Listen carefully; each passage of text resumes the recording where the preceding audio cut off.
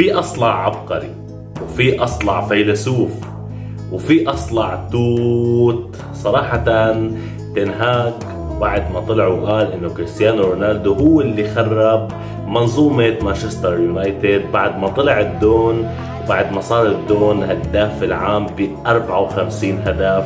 مانشستر يونايتد بحطم الرقم القياسي بالخسارة بالدوري الإنجليزي ب 21 خسارة. هذا الرقم بحياته ما صار بتاريخ اليونايتد اللي هو من أكبر أندية إنجلترا. ومش بس هيك، كل لاعبين مانشستر يونايتد سجلوا 53 هدف، بينما الدون لحاله بسجل 54 هدف بعمر 39 سنة.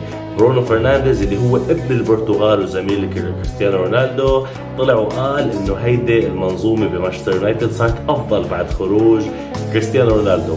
ابقوا افرحوا بانجازاتكم بعد ما طلع كبيركم وكبير انجلترا. سلام.